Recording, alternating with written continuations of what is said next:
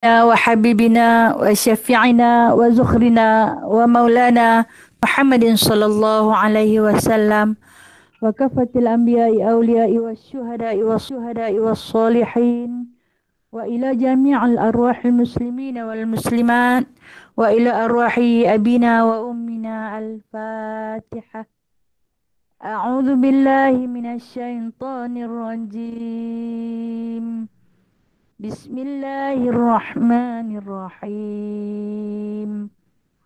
الحمد لله رب العالمين الرحمن الرحيم مالك يوم الدين إياك نعبد وإياك نستعين اهدنا الصراط المستقيم صراط الذين أنعمت عليهم غير المغضوب عليهم ولا الضالين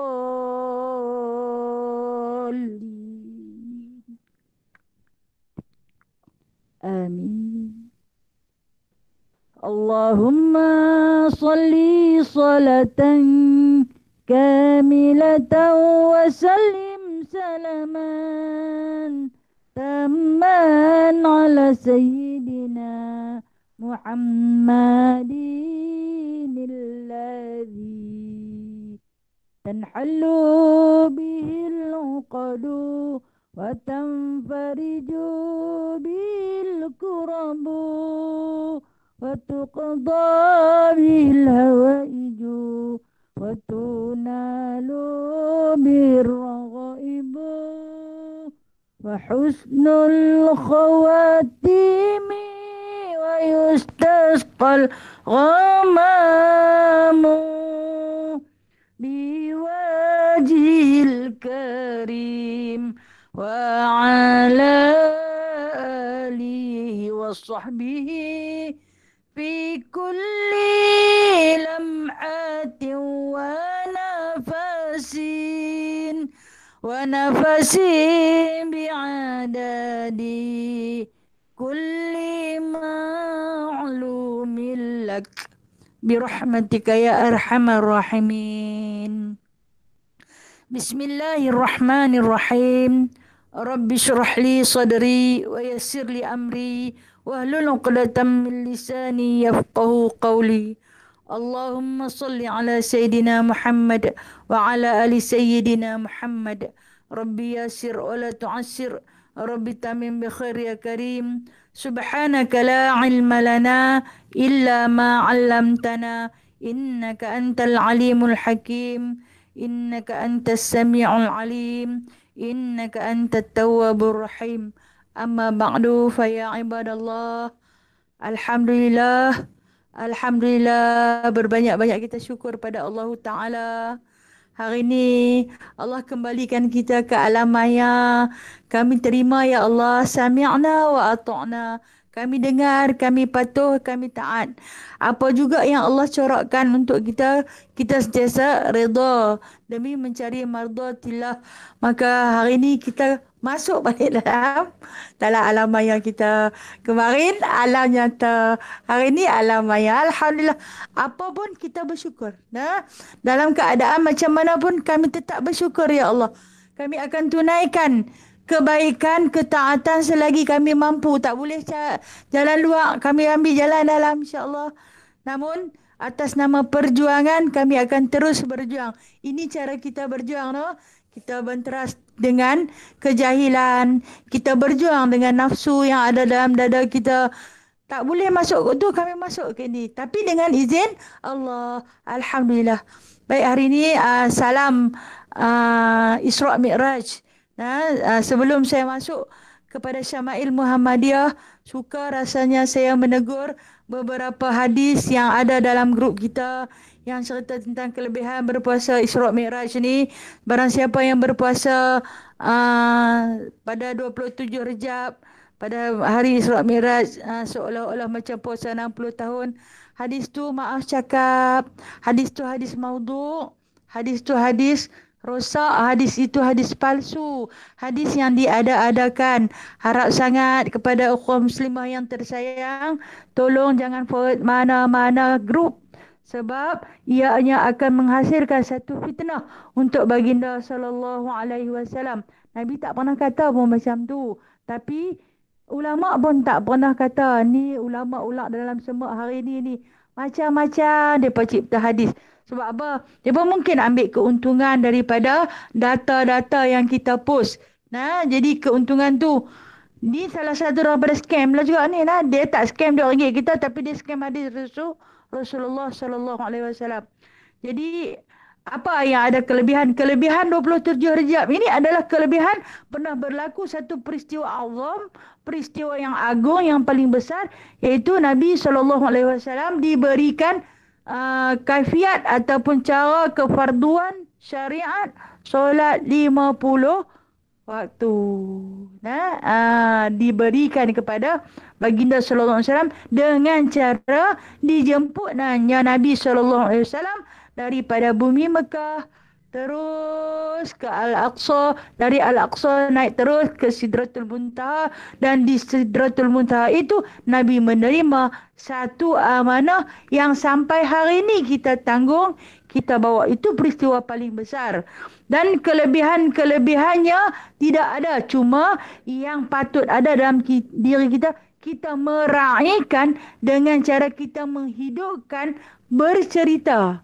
Cerita Isra' Mi'raj. Rasanya tahun lalu kita sempat cerita, dalam 2 kali lagi baca nak habis, tengok-tengok pandemik mai dulu, maka kita berhenti. Tapi alhamdulillah, Kifayatul Muhtaj tu setiap tahun kita promosikan, kita bacakan. Namun cuma berlaku tahun ni agak terbatas.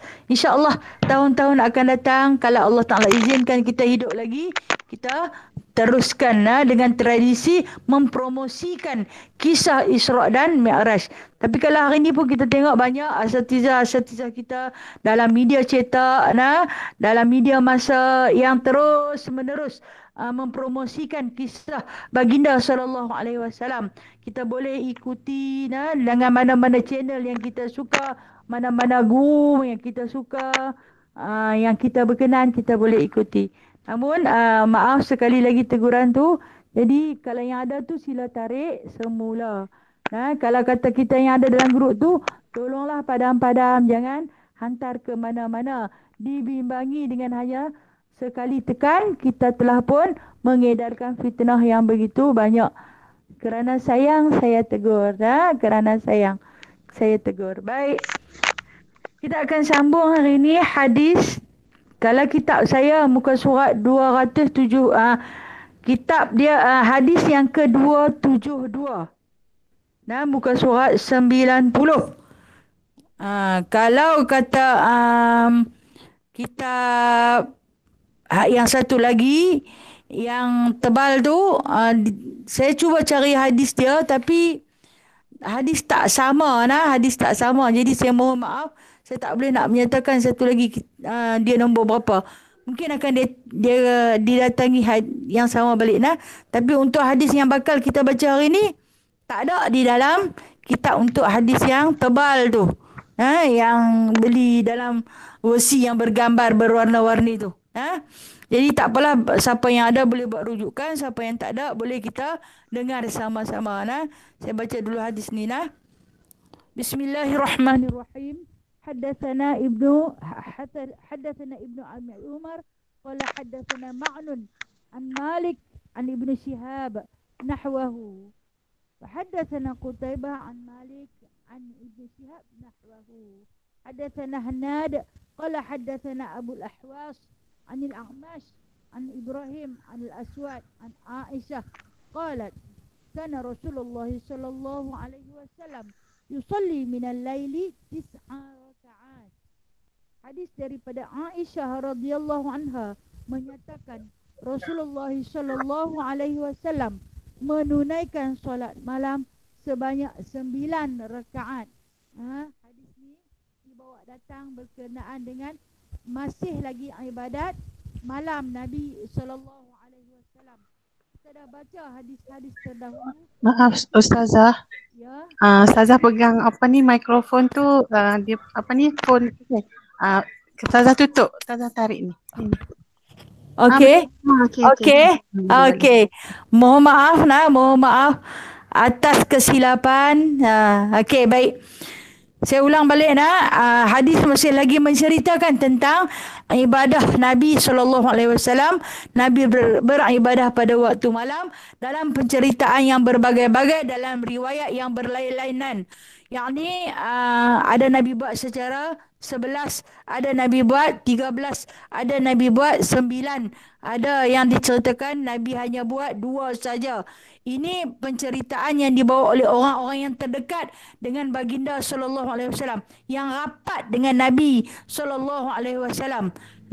Jadi penceritaan ni semua kita boleh guna pakai. Kalau kita tengok pada hadis hari ni, Nabi bersolat hanya 9 rakaat sahaja.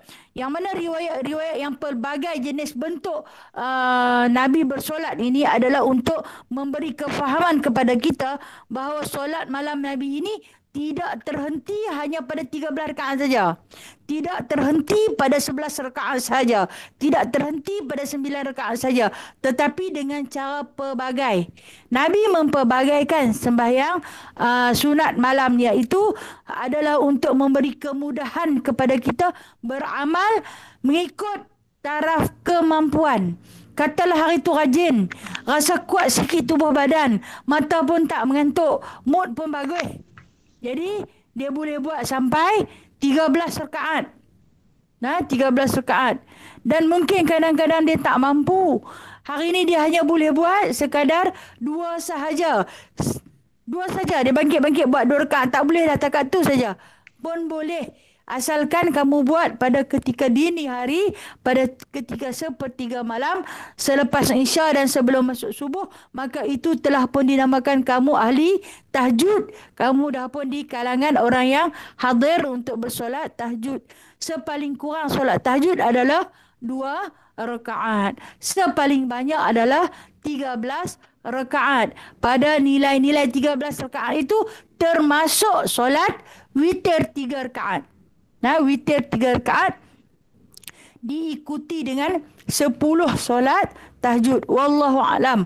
Selebih daripadanya, kalau kata ada yang buat sampai 20 rakaat, wallahu alam. Tapi kalau kata bagi saksi mata, perumpamaan seperti hadis yang diriwayatkan oleh Aisyah, oleh Maimunah radhiyallahu anha, oleh Ibnu Abbas radhiyallahu anhu, oleh Sayyidina Malik bin Anas radhiyallahu anhu, Sayyidina Ali karamallahu wajhah. Maka saksi-saksi ini menyatakan Nabi tak pernah buat lebih daripada 13. Tapi kalau kita nak buat, adakah boleh? Tanya, adakah boleh kalau kita nak buat sampai 20? Boleh.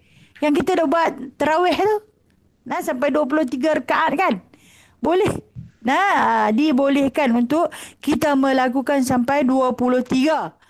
Kalau kata kita mampu untuk melakukan pada hari-hari biasa. Okey. Kita kembali balik kepada hadis ni, yang mana dia kata bilangan rakaatnya tidak terbatas kepada satu bilangan saja. Jadi bolehlah, maknanya kita jangan bertengkar lah.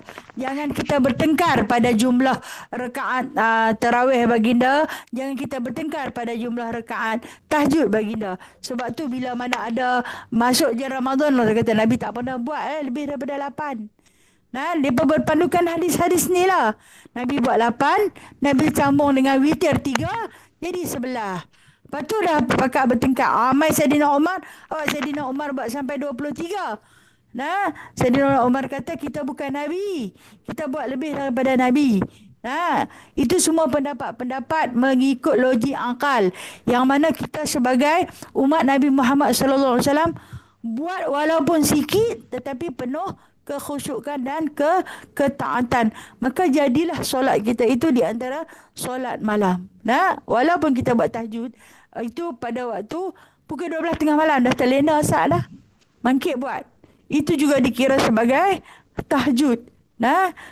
Jadi berapa bilangan rakaat juga bukanlah patut untuk kita pertikaikan. Macam pertikaian tentang perkataan Sayyidina. Baru ni keluar pula. Ada sahabat yang bertanya kepada kita, saya malas nak cerita sebab beratus kali dah cerita tentang penggunaan Sayyidina. Jadi pada perkataan Sayyidina ni mungkinlah satu artikel yang dapat tu agak memilukan hati bila mana dia kata pasal apa kita nak taat kepada guru melebihi taat kepada Rasulullah, sedangkan Rasulullah tak pernah mengaku diri dia Sayyidina. Mana ada siapa kata Rasulullah tak pernah mengaku diri dia Sayyidina, padahal baginda pernah berkata di dalam di ketika berdiri di Wadi Uranah waktu memberi wasiat terakhir pada Hujjatul Wida' baginda, dia kata, Ana Sayyidi Waladil Adam. Aku adalah penghulu bagi seluruh anak cucu Adam. Siapa kata Nabi tak pernah mengaku? Nabi pernah mengakui dia Sayyid. Sayyid ni penghulu, ketua, tuan, maulana. Jadi adakah salah untuk kita menyebut Allahumma salli ala Sayyidina Muhammad? Dia kata guru yang suruh sebut. Okey. Guru suruh sebut. Nabi pernah menyebut dia Sayyid. Kalau Nabi pernah mengaku dia Sayyid Waladil Adam, ini hadis sahih riwayat Bukhari dan Muslim. Kenapakah seorang guru yang kerdil seperti kita ini tak boleh nak sebut Sayyid kepada Nabi SAW? Dan macam-macam lah kata kita hidup pada dalam dunia fitnah akhir zaman. Dia akan keluar artikel untuk menguji keyakinan kita, menguji akidah kita. Jadi siapa yang taat kepada guru melebihi taat kepada Rasulullah, hukumnya adalah kufur. Pandai dia mempermainkan perasaan kita yang jahil. Kita pun mula terfikir dan berkira-kira untuk buang Sayyidina dalam selawat Allahumma salli ala Sayyidina Muhammad. Nak buang Sayyidina. Kalau nak buang tak jadi salah. Tak menjadi salah. Kalau nak beramal juga tidak menjadi salah. Jadi kenapakah perlu dipertikaikan pada perkataan yang tak memberi apa-apa bekas kepada kita? Cuma bila kita sebut Sayyidina, bagi kita faham dia tu penghulu. Penghulu kita. Jadi dia pertikaikan. Kenapa dalam syahadah tak disebut? Kenapa dalam syahadah tak disebut? Kita mengangkat syahadah terus dengan Allah Subhanahu Wa Taala bersaksikan kepada Nabi SAW itu sebagai hambanya dan pesuruhnya. Sebab tu dalam syahadah kita tak sebut Sayyidina. Kita bersyahadah, bersaksikan. Yang selawat ini kita berselawat. Kita berdoa, kita berzikir. Maka kita letaklah Sayyidina. Allah, susahnya. Susah sungguh nak menerangkan kepada orang yang cuba memanipulasikan perkataan Sayyidina demi untuk menyesatkan umat Nabi Allah Muhammad sallallahu alaihi wasallam. Bawalah di mana juga perkataan Sayyidina tu kerana ta'zim, membesarkan. Begitu juga dengan rakaat, bilangan rakaat yang ada yang buat dalam Nabi buat cara bermacam-macam rakaat ni sebab Nabi tak mau bagi kita susah. Sebab tu Nabi saat buat 13, saat buat 11, saat buat 9. Ada dia pernah buat 2 pun ada. Dan berkenaan dengan ayat kita akan jumpa Nabi biasa baca 1 ayat je. Tak pernah lebih. 1 ayat je dia baca. Pasal apa? Sebab Nabi tak mau menyusahkan kita. Kalau hampa tak mau baca ayat terus pun tak apa. Baca terus Fatihah, rokok saja. Rokok dan sujud seterusnya. Tak payah baca Fatihah. Bukan wajib pun. Nabi tak mau memberatkan kita. Jadi, bila mai kita umat mutakhirin ini suka bertengkar pada benda yang kecil. Pasal apa? Nak cerita siapa betul. Nak habaq siapa paling pandai. Akibatnya umatnya rugi. Umatnya rugi. Pasal tu kita belajar. Bila kita belajar, kita faham. Bila kita tak belajar, kita tak faham. Lawan bertengkar. Kita tengok satu hadis. Hadis yang ke-274 dan 275. Yang mana dia kata hadis 274 ni pun cerita. Memang dia kata Nabi Muhammad sembahyang 9 saja. 9 pula. Kalau 9 ni bermakna Nabi buat 6. Nabi buat 6. 2 rakaat bagi salam, 2 rakaat bagi salam, 2 rakaat bagi salam. Kemudian Nabi sambung dengan 3 witir. Boleh tak? Boleh. Tu saya kata kita nak buat 2 rakaat sahaja pun boleh. Boleh. Masya Allah. Islam tu kan indah. Islam tu mudah. Maka yang menyusahkan adalah kita. Bila berlakunya perselisihan. Bukan perselisihan di kalangan ulama. Perselisihan di kalangan ulak dalam semak. Inilah yang menyebabkan kerugian berpihak pada umat. Okey. Hadis hadatsana Muhammad bin Musanna qala hadatsana Muhammad bin Ja'far qala hadatsana Syu'bah an Amru bin Marrah an Abi Hamzah rajulun minal Ansar an rajulin min Bani Abbas عن حذيفة بن يمان أنه صلى مع النبي صلى الله عليه وسلم من الليل قال فلما دخل في الصلاة قال الله أكبر ذو الملكوت والجبروت والكبرياء والعظمة قال ثم قرأ البقرة ثم ركع ركوعه نحو من قيامه وكان يقول سبحان ربي العظيم سبحان ربي العظيم ثم رفع رأسه فكان قيامه نحوا من ركوعه وكان يقول لربي الحمد لربي الحمد ثم سجد فكان سجوده نحوا من قيامه وكان يقول سبحان ربي الأعلى سبحان ربي الأعلى ثم رفع رأسه فكان ما بين سجدتين نحو من السجود وكان يقول ربي اغفر لي حتى قرأ البقرة وآل عمران والنساء والمائدة أو الأنعام شعبة الذي شك في مائدة والأنعام. Baik, hadis panjang sedikit diambil daripada Huzaifah bin Yaman. Hadis diriwayatkan daripada Huzaifah bin Yaman. Huzaifah bin Yaman radhiyallahu anhu adalah seorang sahabat termasuk di kalangan ahli sufah yang mana mereka duduk di dalam Masjid Nabawi menanti jemputan Rasulullah untuk berjihad. Jadi di antara sahabat-sahabat ni, mereka yang dekat dengan rumah Nabi, tidur dekat dengan rumah Nabi, mengintip Nabi ketika bersolat tahajud. Dia kata beliau pernah menunaikan solat bersama Rasulullah sallallahu alaihi wasallam.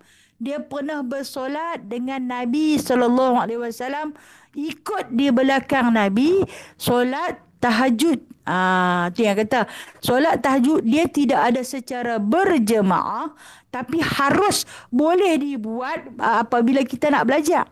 Kita ikut di belakang imam tu. Tapi kita tak niat berimam. Kita belajar cara macam mana. Atau mungkin kita nak ambil zuk daripada imam tu. Cara dia bawa solat tahajud begini lebih syahdu, lebih sedap, lebih merdu cara bawa dia menyusuk sampai ke hati.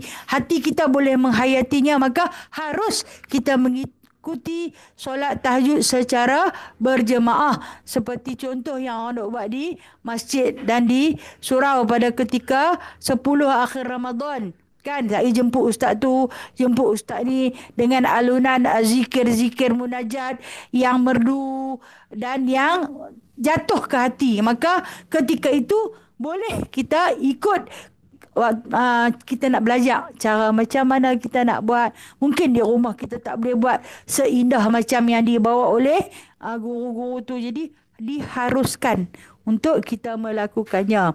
Seperti mana yang pernah berlaku kepada Huzaifah bin Yaman. Dia kata ketika memulai solat, baginda berkata Allahu Akbar, iaitu takbiratul ihram. Dia ajak ni daripada awal lagi ketika dia mula-mula dia angkat takbiratul ihram. Kita tahulah takbiratul ihram itu adalah pembukaan bagi kalamu Allahu Akbar, iktiraf kita kepada Allah Subhanahu wa taala. Tidak ada perkara yang lebih besar kecuali mengangkat takbir Allah yang maha besar. Lain semua dah jadi kecil-kecil belaka. Yang lain tak ada besar dah. Hang bunyilah telefon sampai pecah telefon pun tak ada dah yang lagi besar, melainkan kebesaran datang daripada Allah Subhanahu wa taala. Dan kemudian diceritakan oleh Huzaifah bin Abi Yamanah ni, apa dia kata? Dia kata baginda membaca surah Al-Baqarah. Habis dia baca Fatihah, dia baca surah Al-Baqarah. Panjang tu. 280 ayat panjangnya. Apalah perasaan Huzaifah bin Yaman yang ikut di belakang tu. Kita kalau orang bawa surah Al-Baqarah ayat 1 hingga 5 kira okey lah. Wa bil akhirati hum yuqinun. Kira okeylah. Nah, tapi bila dia nak sambung fi qulubihim maradun susah hati. Nah, dia ni nak bawa sampai habis ke? Okey. Yang Huzaifah bin Yaman ni dia ikut sampai habis surah Baqarah. Bayangkan kalau kata Nabi bawa sampai habis surah Baqarah, mungkin berdirinya sampai 2 jam setengah atau 3 jam. Nah, berdiri. Lepas tu, tak sah orang hak duduk belakang tu sama lilau ke? Saat lagi. Huzaifah bin Yaman akan cerita macam mana Nabi duduk. Macam mana Nabi buat. Lalu rukuknya lama rukuk. Baginda sama dengan baginda lama berdiri. Dia rukuk saja tu sama lama dengan dia berdiri baca surah Al-Baqarah tu. Berapa jam? Sebab tu Nabi mulakan tahajud Nabi bermula tengah malam sampai waktu hampir-hampir fajar. Nabi tidur Ustaz. Dia tidur Ustaz. Kita ni bangkit pukul 5.30, sembahyang 2 rakaat, tidur balik. Kita tidur balik. Nabi bangkit pukul 12.30 sampai dekat-dekat subuh. Tu yang Nabi berehat seketika tu yang dia panggil sebagai itajak. Nabi berehat seketika. Kita duk kira nak berbuat berehat tu nak ambil sunnah. Hak yang sunnah dalam tengah malam tu kita tak ambil. Aduh lah. Macam itulah kita. Yang kemudian dia kata rokok dia tu sama lama dengan berdiri. Masya Allah. Bayangkan rokok dia sama lama dengan berdiri. Lamanya. Kenapalah sampai tak bengkak kaki dia tu. Awak lah akan pakai kaki dia tak bengkak dengan sebab begitu keadaan rokoknya. Dia kata sama lama dengan baginda berdiri. Dan rukuk baginda itu baginda membaca. Di dalam rukuk ni dirakamkan baginda Nabi SAW membaca Subhana Rabbiyal Azim. Dia tak sebut wa bihamdi kan. Kita tambah sebab hadis ini ditulis secara ringkas. Subhana Rabbiyal Azim wa bihamdi. Yang dia dengar. Lepas tu dia tak dengar lama. Rupanya Nabi terus berzikir. Mungkin untuk tempoh entah berapa ratus kali, entah berapa ribu kali dalam tu membesarkan Allah Subhana Rabbiyal Azim wa bihamdi, Subhana Rabbiyal Azim wa bihamdi, sampai kalimah-kalimah tasbih Nabi itu menjadi darah daging baginda, menjadi air liur baginda, sentiasa membasahi meniti tepi bibir suci baginda sallallahu alaihi wasallam dalam mengungkapkan Subhana Rabbiyal Azim wa bihamdi, Subhana Rabbiyal Azim wa bihamdi, Subhana Rabbil Azim wa bihamdi. Kita sembahyang sunat tasbih bawa 10 kali dalam rokok pun kita dah pening. Lamanya rokok. Nak bangkit Nabi bawa lama. Selama mana? Selama baginda membawa surah Al-Baqarah. Masya Allah. Tu yang bila Sayyidatina Aisyah tanya, awak lama sangat sampai bengkak kaki-kaki. Dia kata takkanlah aku nak jadi hamba yang tak reti bersyukur. Apabila aku mendapat satu tempat di syurga, maka aku kena bersyukur. Dalam syukur itu, baginda terus bertasbih memuji Allah dengan begitu lama. Kemudian dicerita lagi. Cerita Huzaifah bin Al-Yaman. Maka dia kata setelah itu, dia kata, baginda berdiri, yakni ketika i'tidal. Rasulullah SAW membaca hanya milik Tuhan segala pujian. Kita baca Rabbana walakal hamdu pun boleh, Rabbana lakal hamd pun boleh, Rabbana lakal hamd, ataupun kita nak sambung lagi panjang. Dan kita tengok tempoh panjang mana baginda berdiri i'tidal, iaitu dia kata dia membaca Rabbana lakal hamdu tu dia kata dengan tempoh yang sama lama dengan rukuk. Punya panjang. Dalam pujian ketika mana baginda sallallahu alaihi wasallam berdiri, dan kemudian baginda sujud yang begitu lama, kira-kira sama panjang dengan i'tidal. Sujud dia pun lama sama panjang dengan i'tidal. Punya lama dia punya sujud, sama lama dengan i'tidal, sama lama dengan dia membaca surah Al-Baqarah. Subhanallah. Apalah yang Nabi tasbihkan. Sebab itulah Aisyah pernah menangis satu ketika mana Aisyah mengingati bahawasanya baginda sallallahu alaihi wasallam wafat dalam tidur. Nabi baca apa? Subhana rabbiyal a'la. Subhana rabbiyal a'la. Nah, yang dirakamkan oleh Huzaifah bin Yaman, Nabi baca subhana rabbiyal a'la. Tapi tak disebut sini wa bihamdi, kita tambah. Nah, kita tambah subhana rabbiyal a'la wa bihamdi. Bila Huzaifah bin Yaman ni cerita, Nabi sembahyang lama-lama sangat dalam sujud, dia baca apa? Sahabat tanya lah, baca apa? Lama sangat tu. Maka kata Huzaifah, aku dengar dia baca yang ni. Subhana rabbiyal a'la wa bihamdi. Takkan baca tu sampai berjam-jam. Ya, dia baca tu. Nah, ini saksi mata, saksi telinga. Nah, dia baca yang tu. Lamanya dalam tasbih dia tu, dalam zikir dia memuji Allah Subhanahu Wa Taala.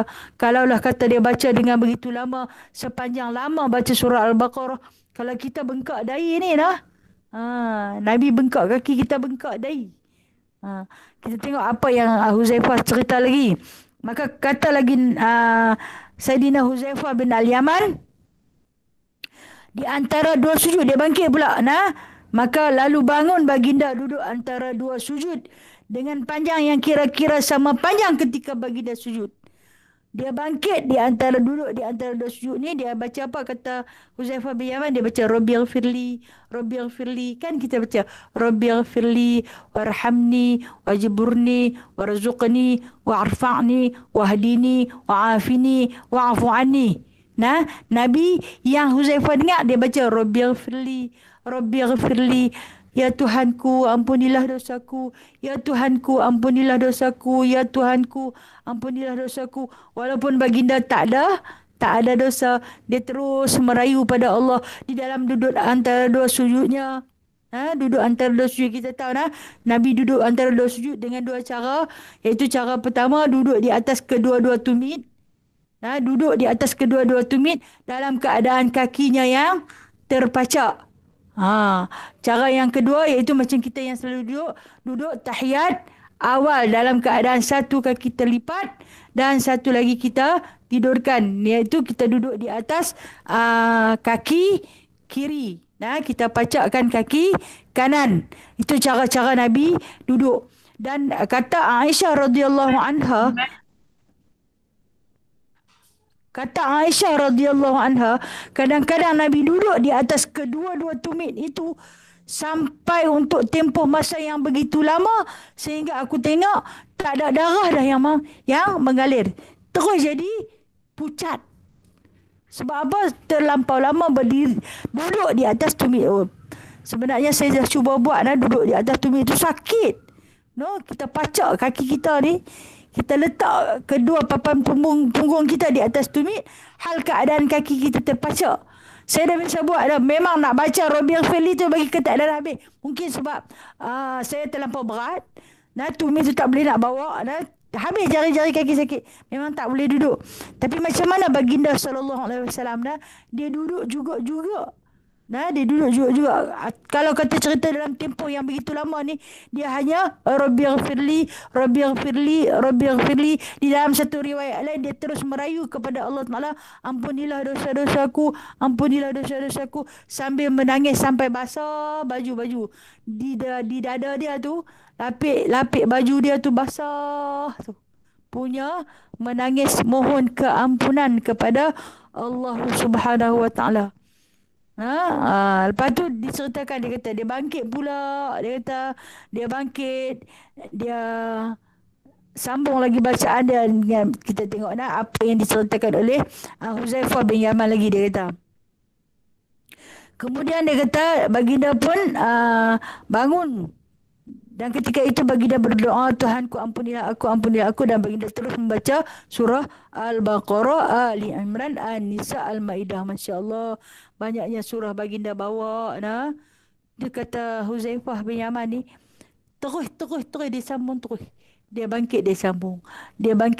Sebab tu bila kita jumpa hadis Nabi sembahyang ni macam-macam cara. Kadang dia derek 4 rakaat bagi salam. Dalam 4 rakaat tu, keempat rakaat tu dia baca surah. Dia baca surah dengan dia menyusun surah Al-Baqarah. Habis Al-Baqarah dia bawa surah Ali Imran. Habis Ali Imran bawa An-Nisa. Dan kemudian katanya ada Al-Ma'idah juga. Ini Sya'rawi. Aisyah kata mungkin Ma'idah. Ada riwayat pula kata kemungkinan dia tak bawa Al-Maidah, dia bawa An-Nisa. Dan ada yang kata dia bawa habis ke semua tu. Semua adalah benar. Itu cara Nabi SAW berjihad ketika waktu malam. Ni betul-betul jihad ni. Kita ni jihad kita dengan bantai tilam tu. Baru nak tarik bantai, Allah. Nak bangkit, nak melengum, duduk. Lepas tu nak pergi ke bilik ayak, nak melengum dalam bilik ayak lagi. Lama kita buat kerja lain lebih lama daripada kita bersolat. Macam mana baginda SAW solat dengan begitu khusyuk, dengan begitu lama, yang pada ketika ini kata Huzaifah bin Yaman, aku dekat-dekat nak lari dah. Pasal apa? Tak larat nak tunggu. Lama sungguh. Kita dalam satu malam, boleh tak kita nak baca surah Al-Baqarah dengan tengok? Katalah malam ni nak baca surah Al-Baqarah bagi habis. Tak boleh, tak larat nak baca. Tak larat nak baca. Macam ni aku nak ingat. Malam ni khatam surah Al-Baqarah. Bukan hafal. Baca tengok. Boleh, saya tahu. Puan-puan hebat. Boleh buat. Tapi, tak boleh buat macam Nabi buat. Secara kita tengok. Kita baca 280 bagi perderah perhabis 3 juzuk. Kadang-kadang bawa 1 juzuk pun dia rasa sakit pinggang, lengoh, kalih kok tu tak kena, kalih kok ni tak kena. Nabi bawa dalam solat, dalam keadaan berdiri. Maukah Huzaifah ni, dia kata sampai aku rasa nak lari. Tak larat berdiri. Tak larat berdiri. Kita tengok sekali Nabi ajak. Tak larat berdiri, duduk. Kita tengok Nabi ajak. Hadis seterusnya. Hadis daripada Abdullah bin Mas'ud. Hadatsana Mahmud bin Ghailan qala hadatsana Sulaiman bin Harbin qala hadatsana Syu'bah 'anil A'mash an Abi Wa'il an Abdullah bin Mas'ud qala shallaitu lailatan ma'a Rasulillah sallallahu alaihi wasallam falam yazal qa'iman hatta hamamtu bi amri su' qila lahu wa ma hamamta bih qala hamamtu an aq'uda wa ada'an Nabi sallallahu alaihi wasallam. Abdullah bin Mas'ud radhiyallahu an menyatakan, aku pernah solat malam bersama Rasulullah sallallahu alaihi wasallam. Baginda berdiri sangat lama sehingga timbul niat buruk di hatiku. Abdullah bin Mas'ud ditanya, apa yang kau niatkan? Beliau menjawab, aku ingin duduk dan meninggalkan Rasulullah sallallahu alaihi wasallam. Ni Abdullah bin Mas'ud. Dia kata, aku pernah sembahyang dengan Nabi SAW berdiri punya lama. Dia baca surah ni lah. Surah Baqarah. Kemudian diikuti dengan Ali Imran. Diikuti dengan An-Nisa. Atau mungkin Al-Maidah. Punya lama aku dah sampai dan main niat jahat. Apa sahabat saya? Dia nak buat apa? Aku nak lari. Maksud dia nak mufaraqah lah. Dia nak lari. Keluar. Nak tinggal Rasulullah lah. Tak malah tak boleh nak ikut lah. Tak larat dah. Dan ketika ini, nak jadi satu hukum. Kalau kita sembahyang di belakang imam, imam tu baca terlampau lama. Kita di belakang ni tak larat nak ikut dah. Ketika ini kita boleh duduk. Sebab apa? Bila Abdullah bin Mas'ud ni cerita dekat sahabat-sahabat Rasulullah, dia kata dia tak larat berdiri. Nabi jumpa dia. Nabi kata kat dia, pasal apa tak duduk? Bermakna boleh duduk sebab Nabi ada buat Nabi duduk. Jadi kita ni katalah kita sembahyang tarawih. Depa ambil imam tahfiz. Imam tahfiz tu bawa panjang tu. Kita tak larat dah ni, ketak lutut-lutut dah. Kita boleh duduk. Kalau ada kerusi. Kalau tak ada kerusi, kita duduk terus di bawah. Kalau kata saya tak boleh duduk, dia sakit lutut. Itu pandai-pandai lah nak baca. Ketidak terus ke bawah. Jadi apabila kita tahu tempat-tempat yang bacaan yang panjang begini untuk mengambil sunnah daripada sunnah Nabi sallallahu alaihi wasallam, maka kita boleh ikut tapi bawa bangku. Bawa bangku, jangan gelisah. Seperti dilakukan oleh Abdullah bin Mas'ud ni, Nabi kata, awak tak duduk. Bermakna boleh duduk, tak payahlah sampai kena lari. Dan paling senang apabila kita memang tak mampu, solatlah secara bersendirian. Kita tahu surah apa yang kita boleh baca. Sekurang-kurangnya satu ayat. Contohnya, A'udzubillahi minasyaitonirrajim. Bismillahirrahmanirrahim. Yasin. Okey. Dah okey dah. Satu ayat sekurang-kurangnya. Malu ke Allah no. Malu ke Allah penyegannya hang nah. Tapi sekurang-kurangnya kalau kita nak bawa. Kalau tak mau bawa, tak usah bawa terus. Ni nak cerita-cerita orang paling penyegan. Kalau segan tu coba ibadat tu. Kita buatlah. Sebab tu lah saya kata ulama Imam Syafi'i ni dia bagi cantik Dia berqul ya qulhu. Yang tu yang apa? Hafiz sangat tu. Bawa qul ya qulhu. Sebab qulhu tu dah sepertiga Al-Quran. Bawa yang tu. Jangan memperlekehkan surah-surah pendek. Kalau kita nak meraihkan surah panjang tapi kita tak boleh hafal, mai tengah duk lupa pun payah juga, ganggu juga ibadat kita Tapi dalam hadis ni abang, bila mana dia nak lari tinggal Rasulullah panggung. Bila Rasulullah panggung dia ikut. Dia ada niat nak lari. Tu Rasulullah kata sepatutnya duduk. Kalau kita ni sebenarnya, kalau dalam hukum, bila kita niat aku nak mufaraqah lah, sebenarnya kita dah keluar dari imam. Sebab kita dah berubah niat. Yang cerita Abdullah bin Mas'ud ni pun dia macam tu bila dia teringat nak tinggal Rasulullah, bermakna dia nak mufaraqah dengan Rasulullah. Dia dah mufaraqah dah ketika tu. Ketika mana berlakunya niat nak tinggal itu dah keluar dah daripada imam dengan Nabi sallallahu alaihi wasallam. Macam tu juga kita kadang-kadang tak berkenan lah imam ni, kita pun angkat takbiratul ihram. Kita doa amati, tu imam ni tak syok dia baca Fatihah tak betul. Tak mau ikut dia. Bila kita kata tak mau ikut dia, secara tak langsung kita dah keluar daripada imam. Kalau kita terus ikut dia, batal. Tak best lah dia ni dia baca Fatihah tak berapa kena. Kita kenal imam tu baca tak kena. Nak tegur tak berani ikut. Makmum nak tegur imam. Kan kalau itu imam dalam rumah kita beranilah tegur. Tapi kalau tu imam dalam masjid kita tak berani tegur. Jadi bila kita tak berani nak menegur dia, maka kita tahu bacaan-bacaan dia tak berapa kena. Tak berapa kena. Kadang-kadang tu imam ni macam selalu kita katalah. Marah bila ditegur. Tapi dia baca tak betul. Bila kita suruh dia pergi belajar, dia tak mau. Tapi asyik dia saja yang naik. Bila dia naik, kita rasa macam tak berapa nak ikhlas nak ikut dia.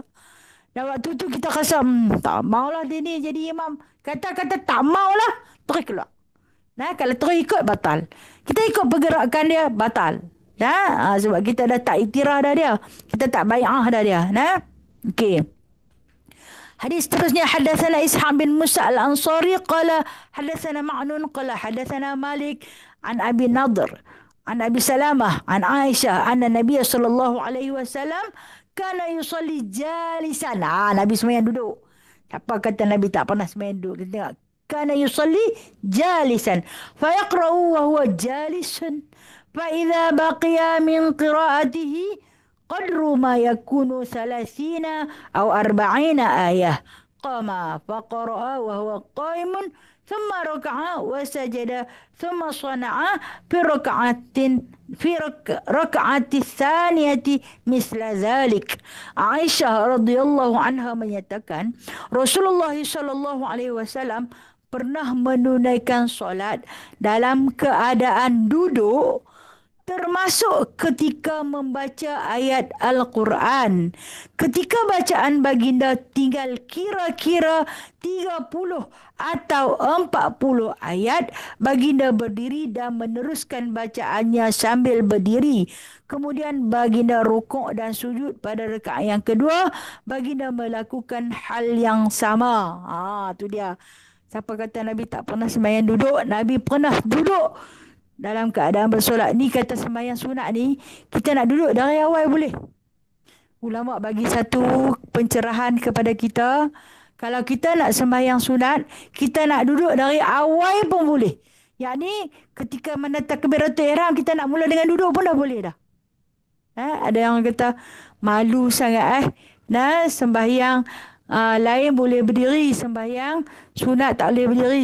Tak saja kot boleh diharuskan. Diharuskan untuk kita bersolat duduk. Katalah tarawih ni kita pergi cari masjid yang buat 23 rakaat. Hari tu makan kenyang sangat, malahlah nak berdiri, nak duduk saja dari mula sampai habis. Duduk. Duduk saja. Nak duduk macam mana? Duduk yang terbaik adalah duduk bersimpuh, yang duduk antara dua sujud. Tak bolehlah duduk antara dua sujud, sakit. Duduk atas kaki. Bersila. Bersila pun tak malah berlunjung. Berlunjung pun tak malah menyulung. Nyulung pun tak malah balik dari rumah tidur. Tak sampai semayang terus. Senang cerita. Dapat orang lagu tu mampu peluku kepala dia, hambat dia balik. Tak usah domai lah buat menyemua masjid orang macam ni. Jenuh nak baca hukum dekat dia dah. Benda boleh. Benda boleh. Tapi cerita orang malas. Nabi ni pasal apa dia duduk panjang no? Kalau kita tengok Aisyah kata ni. Aisyah bagi tahu dia sembahyang, dia duduk. Sebab bacaan dia tu, qiraat dia tu punya lama. Bayangkan dia baca surah Al-Baqarah 280 ayat. Sementara nak habis 280 ayat tu dia dah lengah, dia duduk.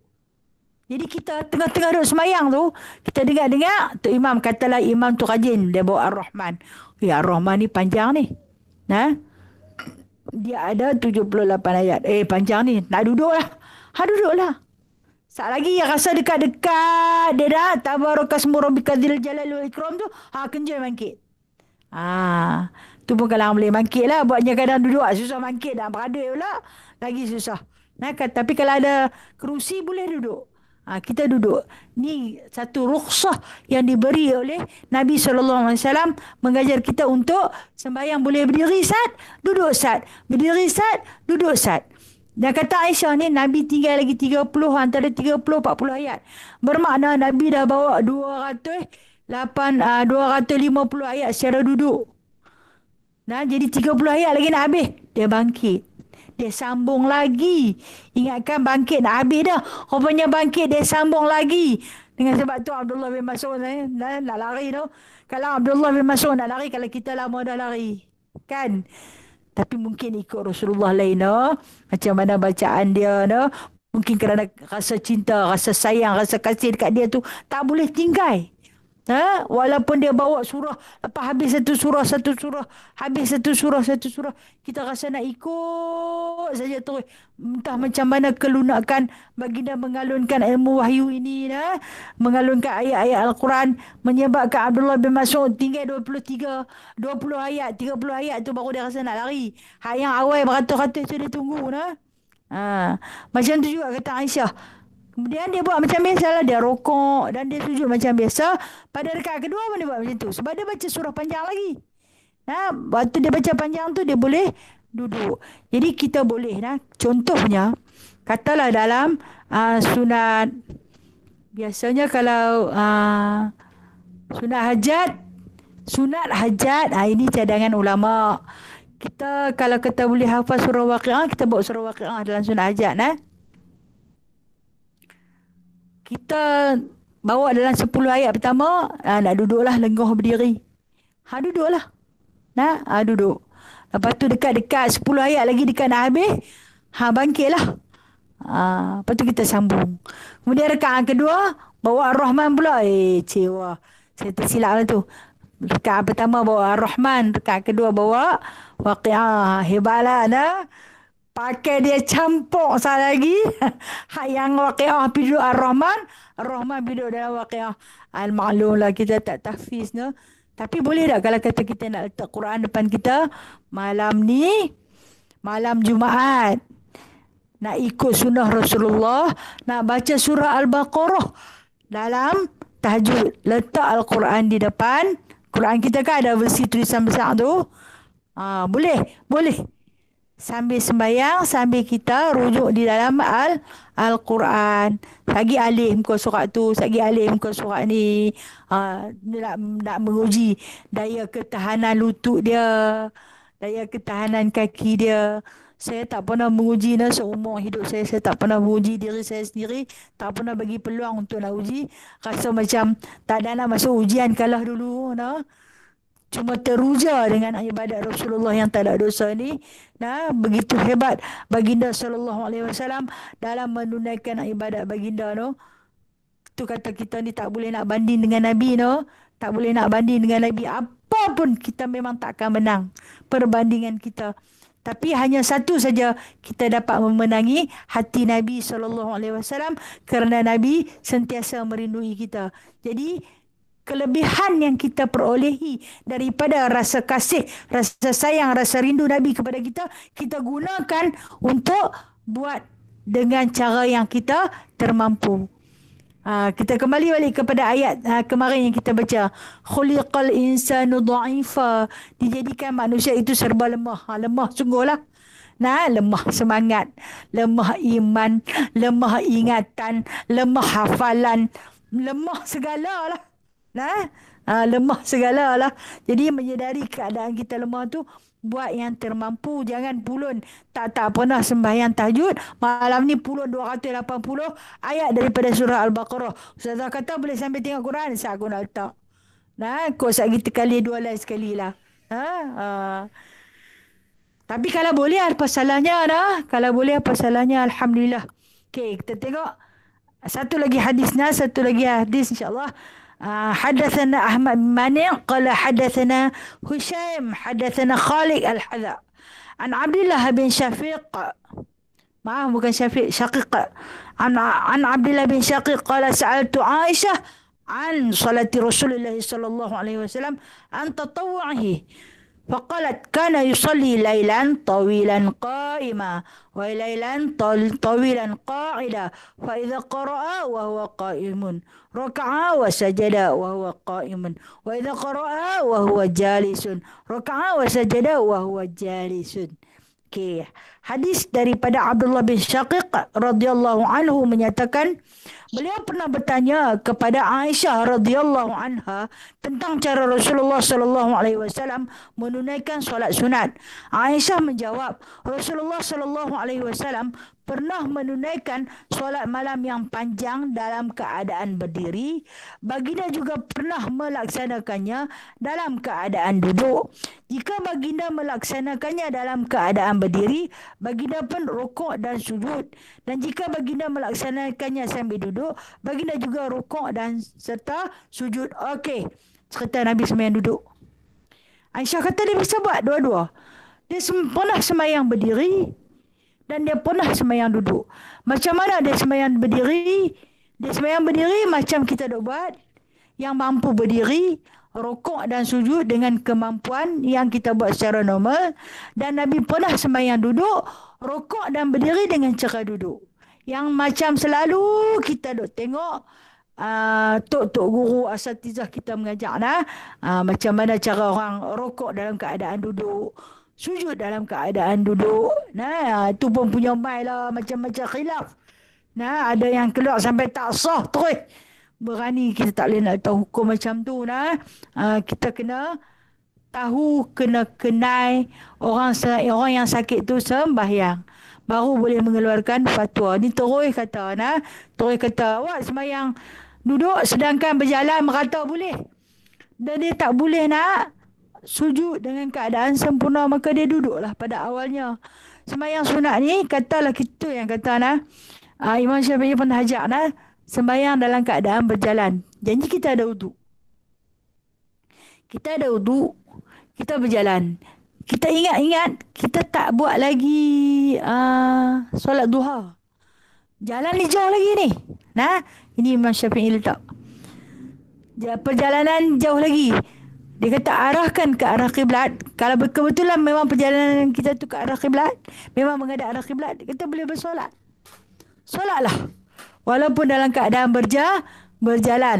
Itu pencerahan dia lain. Banyaklah nak kena cerita. Ataupun keadaan duduk. Perjalanan kita itu sedang menghala ke arah kiblat. Contoh kita kita nak pergi Mekah. Kita naik kapal terbang.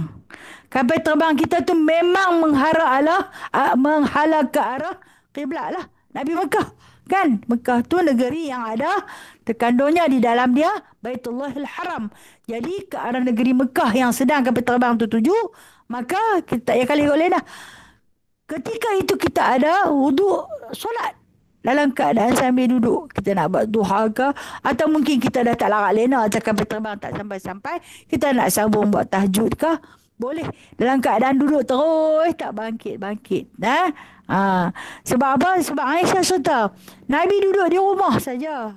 Nabi tak musafir ke mana-mana pun. Ketika ada satu ketika kata Aisyah. Kadang aku tengok dia duduk. Kadang dia berdiri. Sujud dan rongkok cara orang duduk, sujud dan rongkok cara orang yang boleh berdiri. Jadi bermakna sembahyang sunat ini dibuat dalam dua cara. Sama ada nak duduk ataupun nak berdiri. Walaupun kita mampu berjalan, sihat. Tapi saja hari itu nak sembahyang duduk. Duduklah. Katalah dah buat bangkit duduk. Tak larat nak bangkit dah ni. Last ni. Witir last ni satu je. Aku nak duduk terus lah. Boleh duduk. Boleh duduk. Tak payah bangkit dah. Tadi buat 2 witir berdiri. Hak yang satu ni tak larat dah. Nak duduk lah. Duduk. Tak apalah bangkit lah. Sekali orang kata apa-apa pula. Itu salah. Pasal orang nak kata apa-apa. Biar orang nak kata apa-apa pun. Sebab benda tu benda diharuskan. Dibolehkan. Ini kesimpulan daripada hadis yang banyak kita baca tentang Nabi solat ni. Memang Nabi bersolat dengan macam-macam cara, macam-macam gaya. Salah satunya kita cuba buat kesimpulan. Nabi pernah solat 2 rakaat bagi salam, 2 rakaat bagi salam, 2 rakaat bagi salam, sampailah menjadi 12 rakaat. 12 rakaat. Dua tu witir Nabi sambung dengan 1 rakaat lagi witir yang ketiga. Dan cara juga, cara yang lain Nabi pernah juga sembahyang 4 rakaat 1 salam, 4 rakaat 1 salam, 3 rakaat bagi salam. Dan 3 rakaat tu Nabi buat sekali, iaitu witir. Nabi buat secara 3. 1, 2, 3 tak bagi salam terus. Tapi Nabi bagi salam pada akhir witirnya, iaitu dengan tanpa duduk tahiyat awal. Yang dikatakan Nabi pernah tegur sahabat, jangan hampa sembahyang witir seperti sembahyang maghrib. Jadi yang ada 2 tahiyat, derek terus sampai hujungnya. Nabi pernah buat 4, 3. Jadi berapa tu? 11 kan? 4, 3. Dan 4 rakaat ni Nabi buat, Nabi tak duduk tahiyat pun.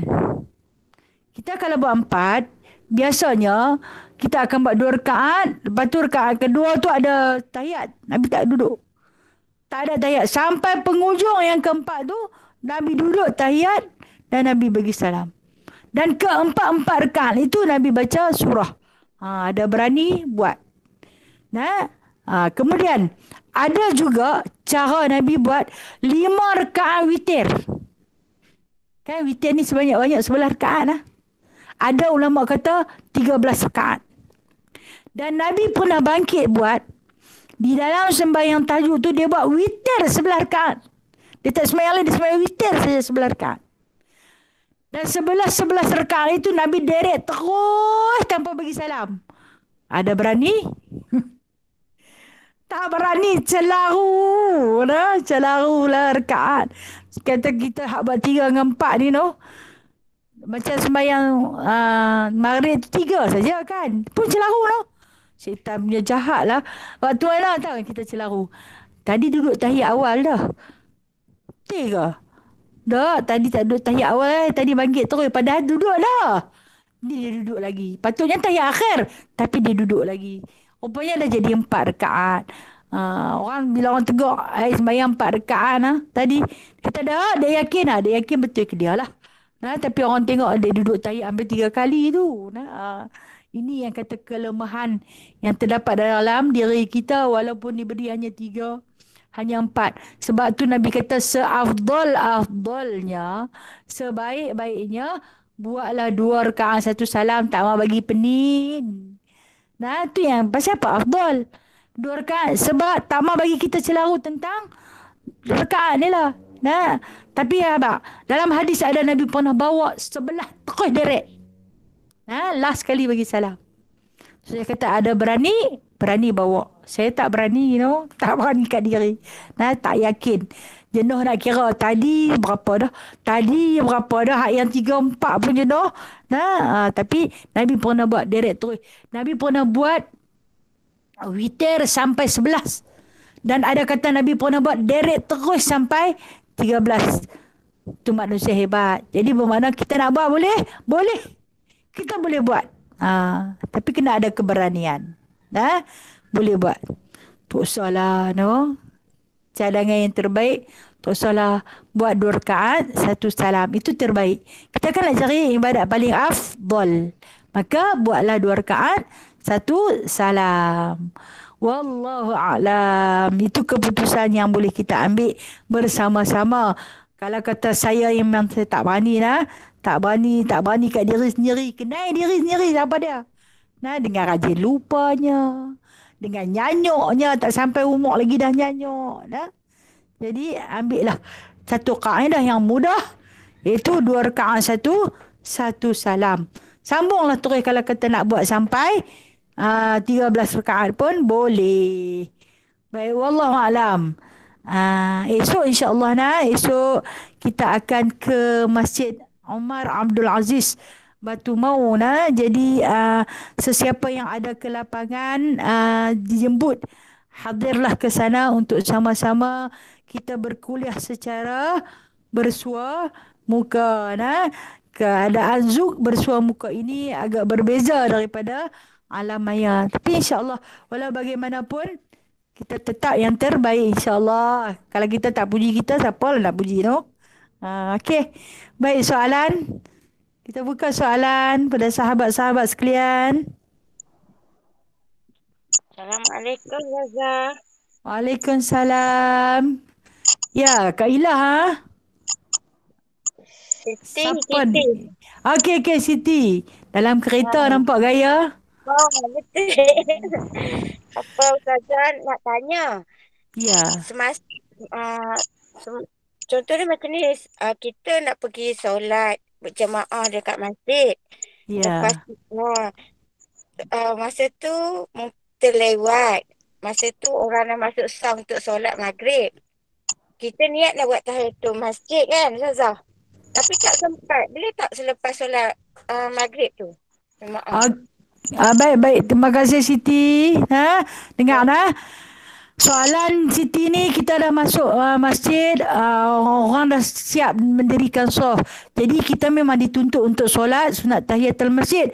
Oleh kerana sof telah pun didirikan untuk solat fardu, maka kita masa ketika itu wajib meraihkan solat fardu tanpa menunaikan solat sunat tahiyatul masjid. Dan persoalan Siti, boleh tak kita nak buat selepas solat fardu? Tak boleh. Terluputnya solat sunat tahiyatul masjid apabila kita dah buat solat lain. Jadi tak payah buat dah. Macam mana kita nak melepaskan diri daripada solat sunat tahiyatul masjid? Kan dia satu tuntutan. Dengan cara kita masuk masjid, kita sembahyang fardu, dah macam kita terlepas daripada solat sunat tahiyatul masjid. Tidak akan dituntut lagi.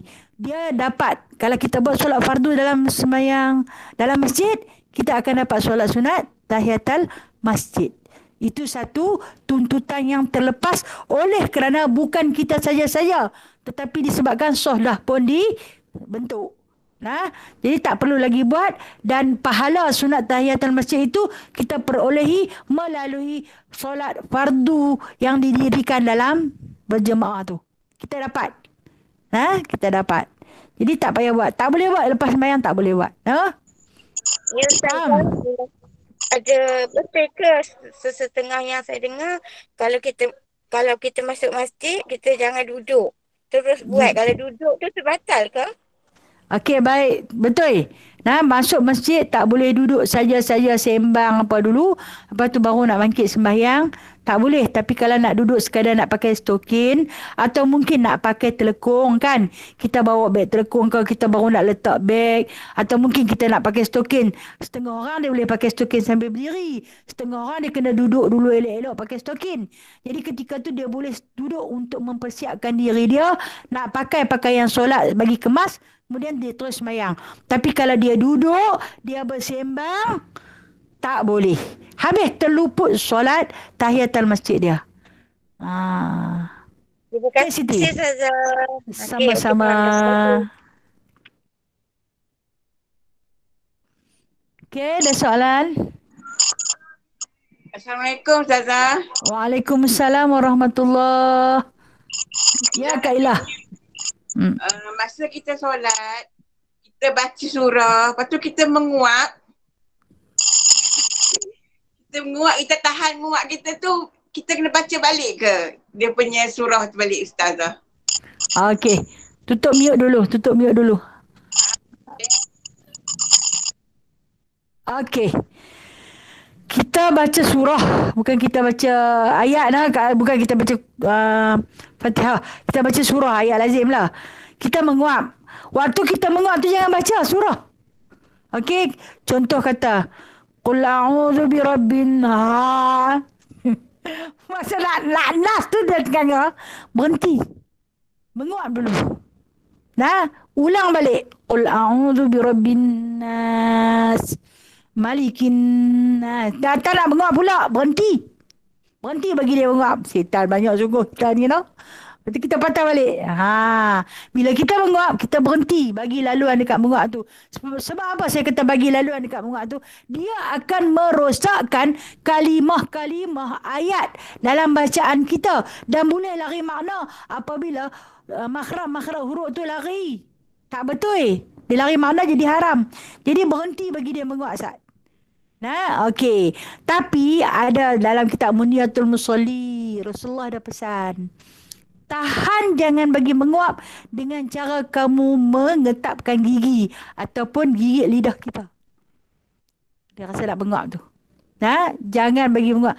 Tapi nak buat macam mana dia nak menguap juga. Nah, sebab apa tak kita menguap? Sebab dalam perut kita banyak syaitan. Nah, saya tak kata Kak Ilah seorang, semua termasuk diri saya juga. Nah, bila syaitan terlampau banyak di dalam diri kita, kita selalu menguap. Sebab tu bila menguap kita baca A'udzubillahi minasyaitonirrajim. Sehingga kan di dalam solat pun Nabi kata harus ketika mana kita tengah sembahyang, kita nak menguap, harus kita tutup mulut. Angkat tangan kiri tutup mulut. Sebab kita tak boleh nak kawal dengan mulut kita angkat tutup. Kenapa? Tak mau bagi syaitan tu masuk dah. Ada banyak dah dalam perut. No? Lepas tu menguap pula. Nah? Jadi memang kena berhenti. Patah balik ambil sikit ayat tu. Bukan ulang daripada mula. Ulang daripada awal sikit ambil. Boleh Kak Ilah? Okey Ustazah. Sama-sama. Dari menguap. Besok Ustazah. Ya, Kak Lima. Kak Lima nak tanya. Kalau kita solat jemaah, di masjid mana-mana pun kita baca Fatihah perlahan kan. Tapi kalau kat rumah kita baca kuat sikit boleh tak? Okey, baik. Terima kasih. Kalau kita di rumah nak baca kuat sikit, boleh. Di rumah kita boleh baca macam mana imam baca tu. Janji tak ada siapa-siapa yang lelaki yang bukan mahram kita. Kalau lelaki mahram, tak apa kalau ada anak lelaki dalam rumah kan. Kita nak baca kuat, boleh. Dibolehkan. Yang tak bolehnya apabila kita keluar pergi berjemaah ada orang lain. Dibimbangi kita mengganggu. Tapi kalau kita seorang-seorang di rumah boleh baca kuat. Lagi sedap dengar no. Nak berlagu, nak bubuh taranum ke bubuh lah.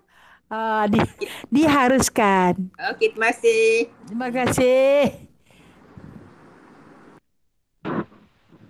Assalamualaikum Ustazah. Waalaikumsalam. Ya Kak Syima. Kalau kita macam misalnya kita baca surah yang agak panjang sikit lah. Lepas tu kita rasa bila dah kita baca tu kita rasa macam kita ni ada terlepas barisan lah maksudnya kan. Macam terlepas jadi kita perlu ulangkan lagi ataupun kita nak teruskan. Okey, baik. Terima kasih. Kita baca surah panjang. Ni masalah kita lah. Termasuklah masalah saya sendiri ni. Bila baca panjang-panjang, tengok-tengok tertinggal satu ayat. Bila tertinggal apa-apa, kena patah balik. Kena patah balik ambil. Patah balik ambil, tak boleh main dah ke depan. Kadang-kadang jadi lagu tu. Patah kena bila kita tahu. Bila kita tak ada tertinggal. Tapi bila kita tak tahu, tu yang kita duk beristighfar pada Allah tu. Tapi bila kita sedar, kita kena patah balik ambil. Dan kemudian terus ke depan. Ataupun mungkin tengah-tengah baca, hilang punca. Terlupa terus. Kan? Sampai dekat tengah-tengah, tak boleh nak pergi dah. Nak pergi dia bawa ayat lain.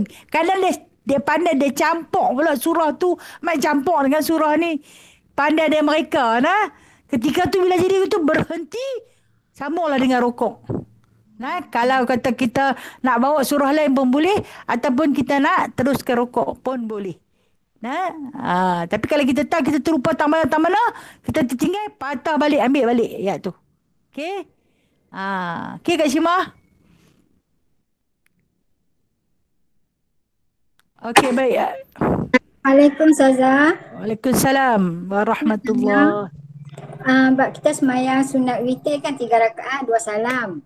Okey, waktu 1 rakaat yang last tu, sepatutnya 1 rakaat kita duduk tahiyat akhir. Tapi kita terlupa, kita naik.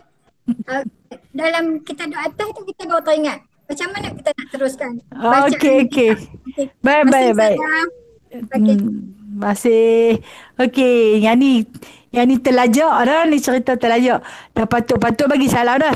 Tapi pasal satu gambarnya teralik, kita naik balik. Kita naik tengah-tengah duk baca Fatihah. Ni witir satu je. Apa perlu buat? Turun balik. Jangan teruskan. Kalau terus batal. Kalau kita tak apalah, bacalah ekstra bagi pelebih. Tak boleh. Kita teringat kata kita dah pelebih. Terus turun duduk tahiyat akhir, baca tahiyat akhir dan bagi salam. Nah, kalau kita teruskan, batal. Tapi kalau kita putuskan, tak malah kita duduk tu kita putuskan, turun balik, itu sah. Nah, iaitu terlajak lah, biasalah. Manusia kan, macam itulah. Terima kasih Ustazah. Sama-sama.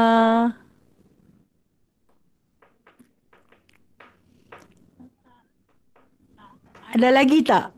Assalamualaikum Ustazah. Waalaikumsalam warahmatullahi wabarakatuh.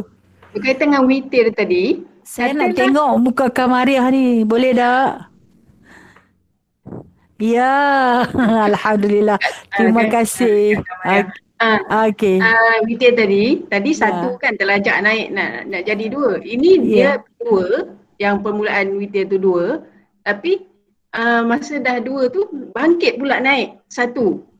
Satu lagi, terbuat 3 pula. Macam mana itu? Oh, dia tertambah satu lagi. Tertambah. Patutnya dia stop, dia baca tahiyat dulu, lepas tu dia naik lagi satu. Dia buat lain 1 rakaat balik kan. Tambahan satu rakaat ketiga tu selesai 2 rakaat, lepas tu dia akan naik balik buat lagi 1 kan. Kalau 2 tu dia dah terlupa, terus naik jadi macam 3. Tak boleh. Tak boleh. Sebab dia niat 2 saja. Dah niat 2 dia. Dan 2 dia tak boleh. Kalau dia naik yang jadi 3 tu pun dia kena turun balik. Okay. Dia kena turun balik. Walaupun dia ada 1 lagi. Sebab tadi dia niat dah 2 saja. Walaupun dia terbuat 3, tak boleh. Dia kena turun balik. Saat lagi dia buat 1 asing. Okey. Terima kasih. Ya, sama-sama. Okey. Ustazah, rasa tadi soalan. Ya, silakan. Kalimah semayang witir lepas Isyak. Lepas tu bila 2 rakaat tiba-tiba doorbell bunyilah ada orang ramai. Kalimah berhenti, lepas tu Kalimah buka pintu, Kalimah continue balik 1 rakaat. Boleh tak? Ya, boleh. Boleh Boleh. Ya, boleh. Boleh. Sebab kita bukan berhenti saja-saja. Bukan kita berhenti kerana kita nak pergi sembang tak. Sebab yang tu bagi menyempurnakan hajat orang. Mungkin hajat dia nak masuk ke, dia nak tanya ke, dia nak jumpa kita. Jadi boleh. Dengan sebab ada hajat. Okay, kalau saja-saja memang tak boleh lah. Tapi berhajat tak apa. Okay, baik. Terima kasih. Sama-sama. Assalamualaikum. Okay. Waalaikumsalam warahmatullahi. Kak Zura. Ustazah, kita sembahyang solat malam Rasulullah, dia 9 rakaat kan. Maknanya termasuk witir 3 rakaat. Maknanya 2 tu solat yang tahajud tu lah. Katalah kita dah sembahyang witir lepas Isyak. Kan? Maknanya yang 6 rakaat tu kita buat waktu macam tengah malam lah, 2-3 malam tu. Masih dikira 9 rakaat tu macam mana? Okey, yang dikira yang di sini yang dikira 9 rakaat ni bermakna Nabi ni dia tak buat witir pada sebelum tidur. Oh, maknanya dia direct Ya, dia hanya buat sembahyang sunat ba'diyah lepas Isyak, kemudian dia tidur, dia buat witir pada waktu tahajud. Yang kita jumpa hadis-hadis ni.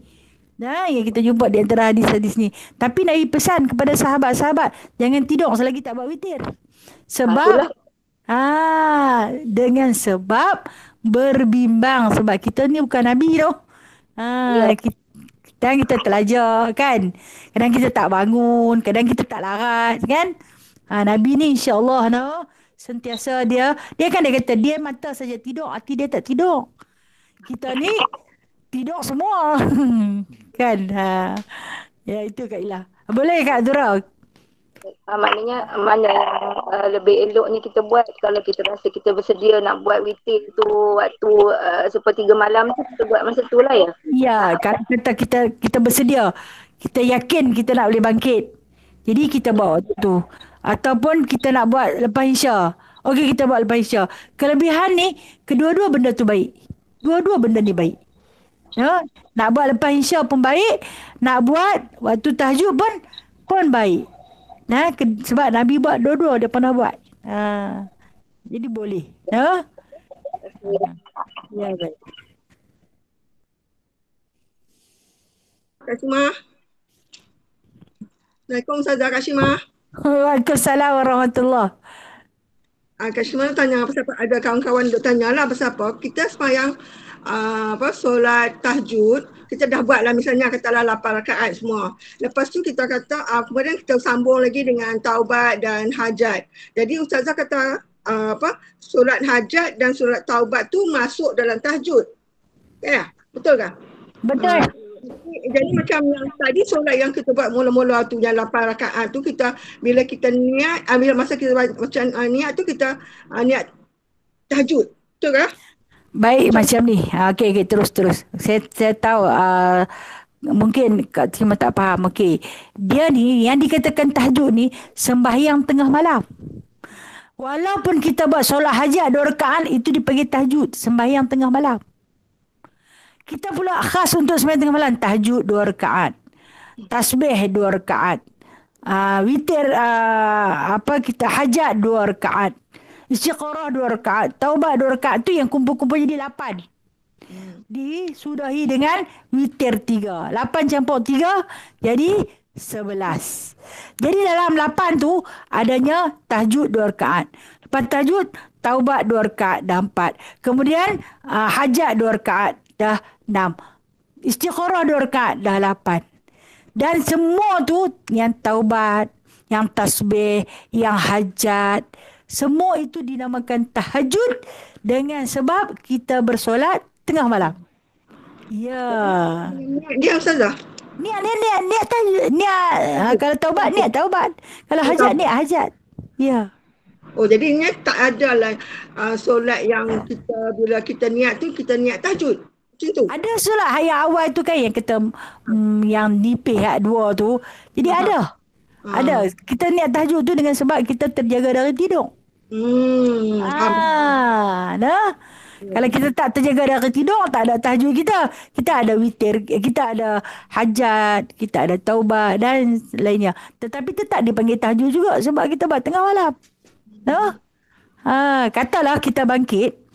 Hari tu kita lena awal.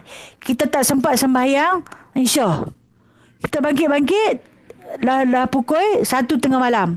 Kita bangkit sembahyang Isya 4 rakaat. Kita juga dikira tahajud pada solat Isya tu. Yang sembahyang tengah malam. Atau kita bangkit, kita tak sembahyang sunat tahajud, kita tak niat pun solat tahajud. Kita tak niat pun solat taubat, tetapi kita niat qada. Saja aku qada, ni qada dulu. Saja aku qada fardu subuh, saja aku qada fardu maghrib. Tapi kita buat dalam masa tahajud. Itu juga dinamakan tahajud. InsyaAllah ta'ala. Ini pendapat para ulama dah, insyaAllah. Terima kasih Ustazah. Ya, sama-sama.